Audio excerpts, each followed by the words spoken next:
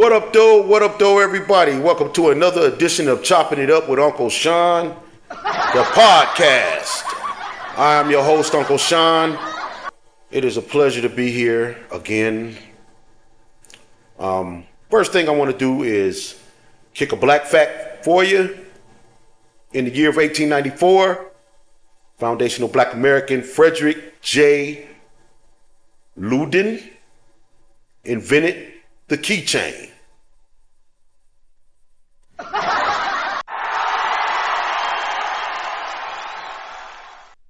1894, Frederick J. Loudon invented the keychain. Salute to that brother. Thank you for your contribution, your positive contribution to the world. All right, y'all, let's get right into it. Unless you've been up under a rock, you've already heard about the Carmelo Anthony situation, the young, bright star student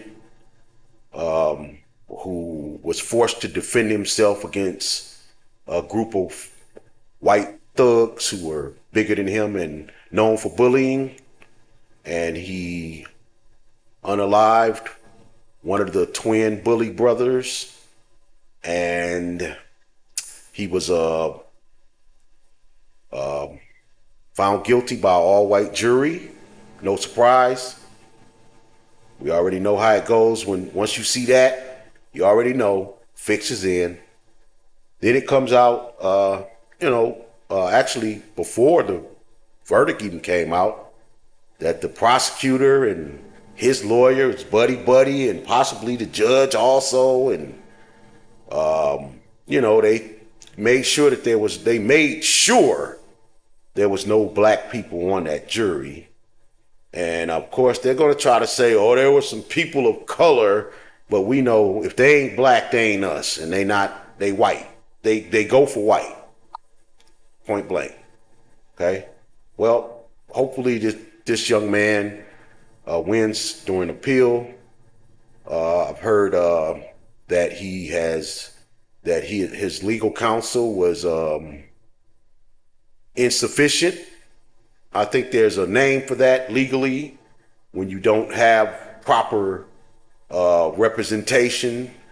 I'm going to blame that on his parents for not vetting better and not finding themselves a black lawyer. Or if you're going to get a white lawyer, you get a bulldog. You get somebody who's known for winning cases. I don't know nothing about this lawyer other than that looks like impropriety when you're buddy, best friends with the prosecutor. You used to work with him. Y'all are all friends with the judge. No, I don't. Hey, anyway, what I want to talk about is black people participating in jury duty when you get that jury duty summons in the mail. That's very important. Don't throw it away. Don't ignore it. Fill that shit out. Mail it back in.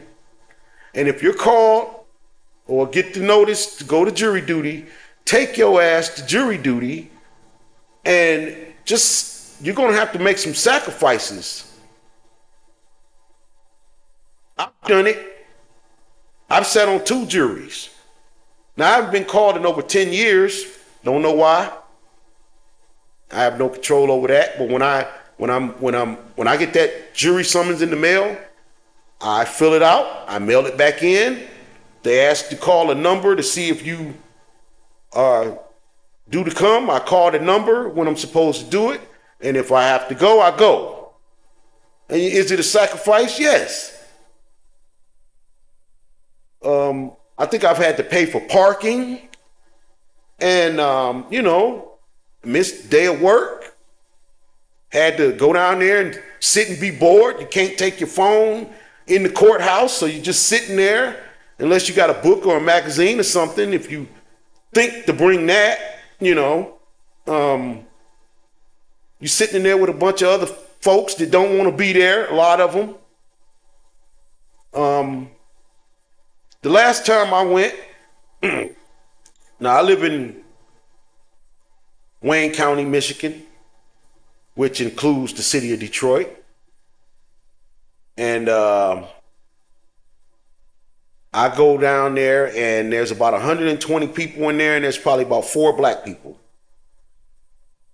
And then after we sit there about 45 minutes or so, get an announcement that they don't need everybody. So they're going to let about half the people go. If you hear your name, get up, go up to the window, get your little slip saying that you've been there, and you can leave. So, of course, myself and at least 2 of the other ladies, the 3 black ladies that were there, our names were called, and, you know, I got there at 8 a.m. and I was out of there at 9 a.m., you know. So, but I went. And like I said, I've sat on 2 cases, a SA case, attempted rape, and a unaliving case. And both times I can say one thing, that those people who were on trial got fair trials. And I know that because I was there. I sat through the entire case. I went back into the jury room and deliberated on both of them. And we actually deliberated, especially on the first case, because it was a white young lady who was assaulted coming out of her job down at one of our local casinos in Detroit early in the morning, walking to the car by herself. And it was a black guy,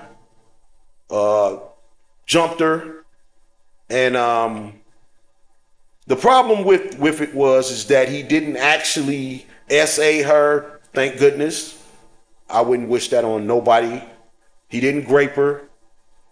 But the prosecuting attorney, the arresting officer were terrible.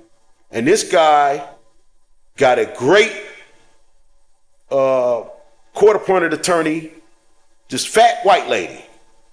I don't remember her name, but I'm going to tell you one thing. I watched this lady destroy the arresting officer who was late to court, held up the court. They didn't know where she was. She was at home in the bed, sleep. And how do I know that? It's because we could overhear the judge yelling, and an officer had to go pick this woman up, black female police officer, Detroit Police Department, came in there in her pajamas, house shoes and all, with a badass attitude. You know, the kind of attitude that people have when they've been woke up from their sleep, when they probably been up doing stuff all night, drinking, smoking, all kinds of, you know. She came in there with that bad attitude and got up there on that stand, and that woman, that court-appointed attorney, tore her ass up, destroyed her, made her look like a fool and silly. Then the prosecutor made another mistake.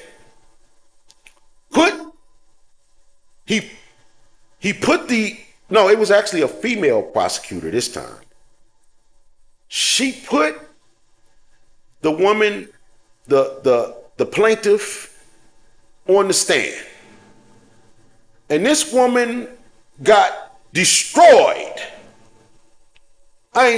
She got destroyed. That court-appointed attorney had that woman stuttering and changing up and going back, and it was terrible. It was hard to watch. And we ended up convicting the guy on a lesser charge. But we learned after the case, because the judge came into the chambers and told us about this defendant who we convicted on the lesser charge. He was still going to jail, but had we known the things that we learned after the case, we would have thrown the book at him, because this dude was the most terriblest, is that a word? He was one of the worst people ever. And he was attempting to grape that woman. We just couldn't convict him on him because we actually listened to the case and followed the instructions and deliberated and gave that animal, that guy, a fair trial. That's what he got. He got a fair trial.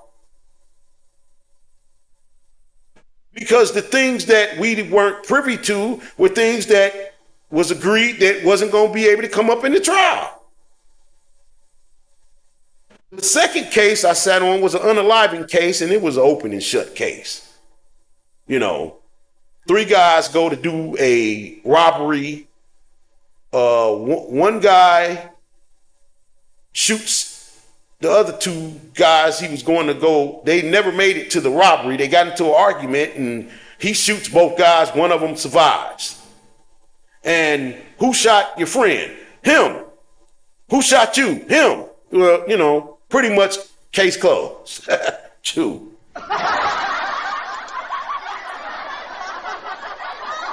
But it was still an interesting case because, number one, I was sitting on an unaliving case. You know, that's crazy in itself. But the defendant, the murdering bastard, his mother's boyfriend, his mother, I don't know how she got this poor man to get up there and tell that lie, but the prosecutor was a male prosecutor, and he destroyed this man. I thought they was gonna lock that dude up. He was sitting up there lying his ass off, and it was obvious. I mean, I don't know what kind of pussy this boy mama had, but boy, to get this nigga to go up there and lie like that was crazy. But the point is that I served on the jury. And that's what we need to do. We need to serve on more juries, or at least go down there and make them throw you off. I mean, you know, not make them, but I'm just saying, if you don't show up, because think about if you are on trial and you get an all-white jury in one of these jurisdictions, and you know, that's it. That's it. It's over for you. Because the justice is not blind. They want to tell you that, but it ain't. Justice can see your black ass very clearly.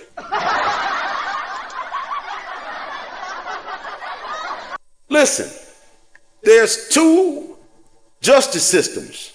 There's white justice and black justice. See, you hear cases of white people being convicted of a crime that they did. And the judge will say, well, I'm not going to ruin this guy's life because he raped this lady. I'm going to let him go. And they'll let a white man go who's been convicted of doing what he did. They'll let a white guy go because he was born with money and he didn't know no better because he's got what they call an influenza. Because that's the flu.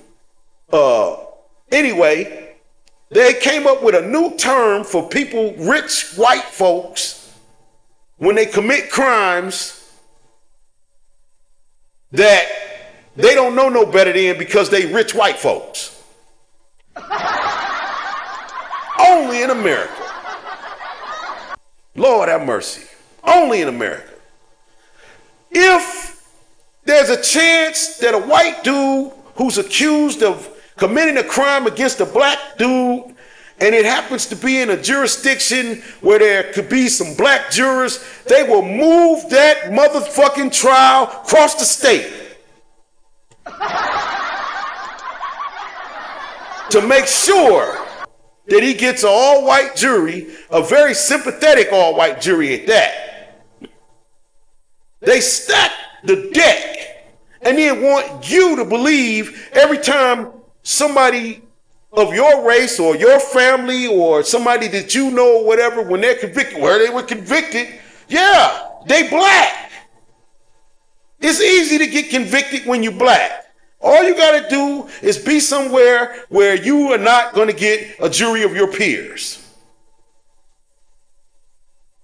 You can't sit up and tell me as a black person, I'm getting an all-white jury and that's a jury of my peers? Where? How? Some bullshit. And you know goddamn well as a white person, if you set up and you had an all-black jury, just, come on.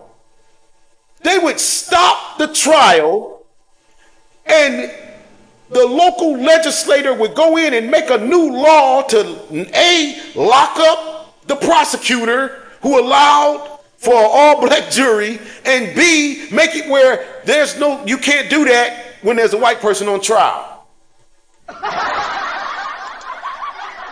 That ain't funny, it's the damn truth. And you know it.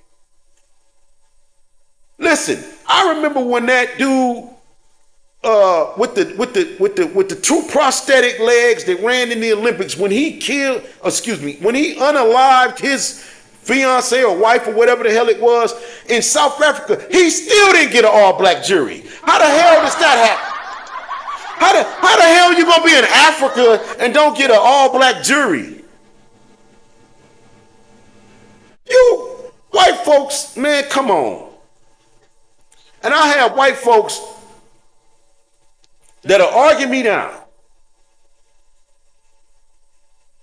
Oh, all you black people do is scream racism. We're tired of being blamed for everything.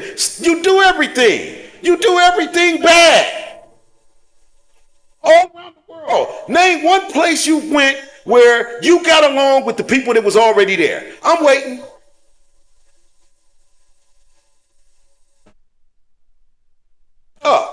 Nothing. Just like I thought. Because everywhere you go, you do all the bad things that you are going to accuse these same people of doing later on. Raping, unaliving, stealing, pillaging, all of that. Every bad thing. Everywhere you go. And then you're the racist for pointing out the racism. If I point out your racism, you want to call me racist.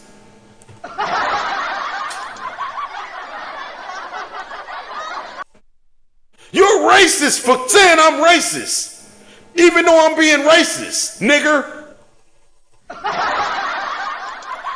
Everything in this damn country is based on race. So when they say, why are you always bringing up race? Because everything is based on race, and that's white folks' fault. That's your fault. You invented racism. You invented race as a construct and a concept. So don't get mad when we claim or point out your racism, because it's not like you're not going to do it anyway.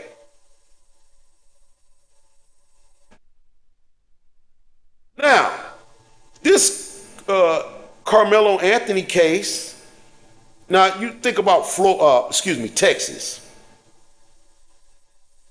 Texas is one of those places, states, where they believe in the Second Amendment and the right to bear arms and the right to defend yourself and all of that, unless it's a black person defending themselves against a white person or a white adjacent person.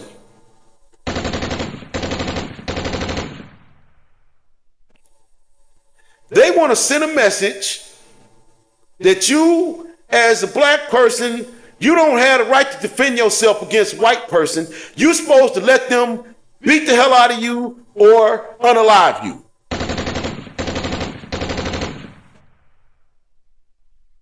And then have your family on TV crying and begging for, oh, please put it, do it. We want some justice.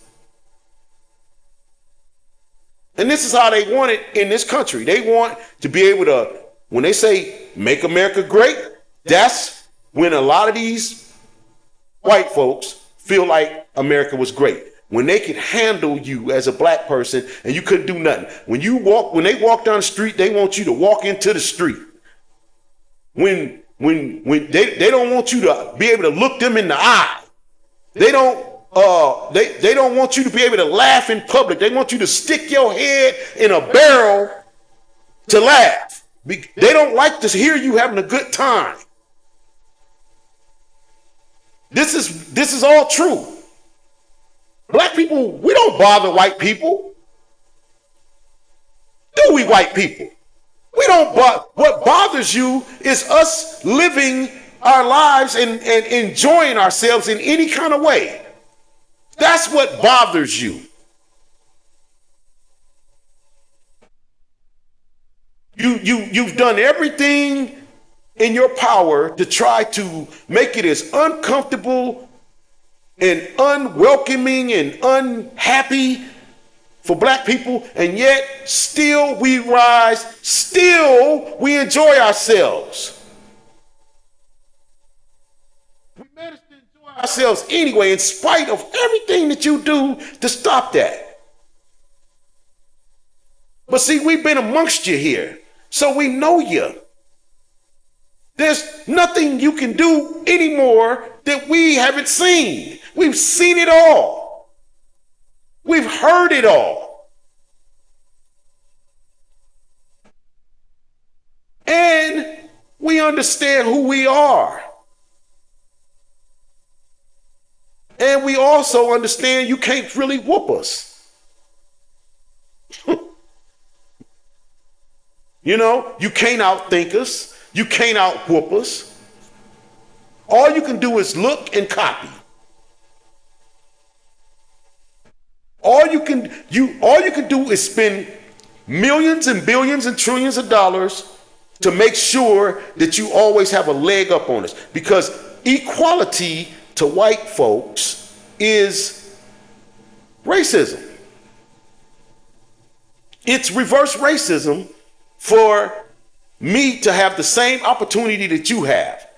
But you're going to say black people, well, black people have the same opportunity that white people do. No, we don't, because we don't have the opportunity to live in peace. You do. You can be left alone.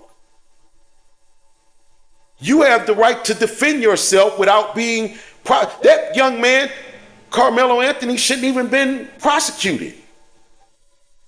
If two big black bullies ran up on a small frame white dude and one of them got stabbed, even most black people would have been like, well, shit, they should have left him alone. Because we're rational human beings. The vast majority of us. But black folks serve on that jury. Understand, be involved in your local politics as much as possible. Show up at a city council meeting. Call your local officials on the phone and voice your opinion about things that you don't like that's going on in your community. It works.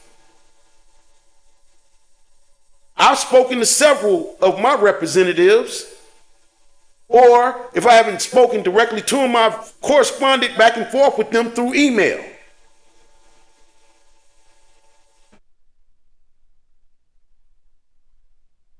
You see, when you're in a fight for freedom and justice and equality, there's many fronts by which you have to operate.